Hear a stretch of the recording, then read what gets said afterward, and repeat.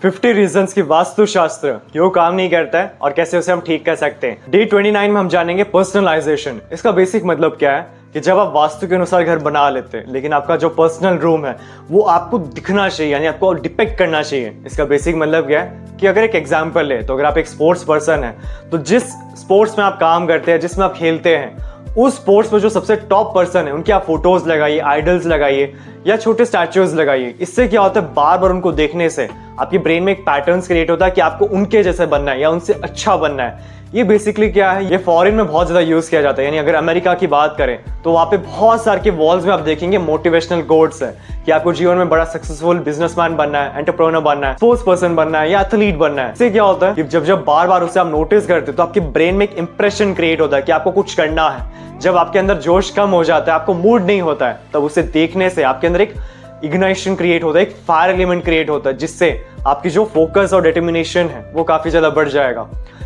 जब आप वास्तु कर लेते हैं तो वास्तु के साथ जो आपका पर्सनल रूम है उसे इस तरीके से डिजाइन करें कि अगर मैं या कोई और व्यक्ति आपके रूम में आए तो देखते ही पता हो जाना चाहिए कि आपको क्या बनना है, क्या करना है, या आपका जो सोच है आप किस तरीके से सोचते हैं। तो अगर ये फील हो जाए तब समझ लीजिए कि वास्तु परफेक्टली काम कर रहा है।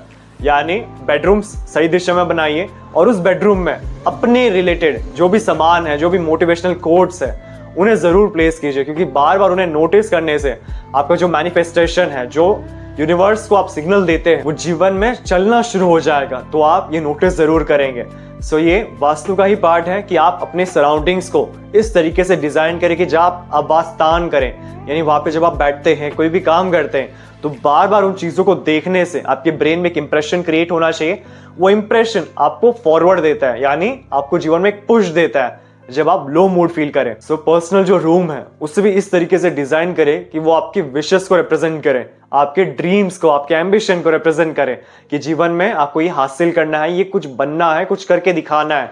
तो ये अगर आप अपने रूम को डिजाइन कर सकते हैं तो वास्तु सबसे बेस्ट आपको रिजल्ट्स देगा, यानी अच्छा सपोर्ट देगा। इसका एक और बेनिफिट क्या है, ये मैनिफेस्टेशन यानी जिसको हम लॉ ऑफ अट्रैक्शन कहते हैं, उसमें भी हेल्प करता है, क्योंकि बार बार जब उसे आप देखेंगे तो ब्रेन में आपके इंप्रेशंस क्रिएट होता है एंड वो होना शुरू हो जाता है। होने का मतलब क्या है कि वैसे कनेक्शंस मिलते हैं, वैसे लोग मिलते हैं, वैसे ऑफर मिलते हैं, वैसे अपॉर्चुनिटीज मिलते हैं। ये सब प्लेस करने से आपको वो कनेक्शन स्ट्रांग होंगे।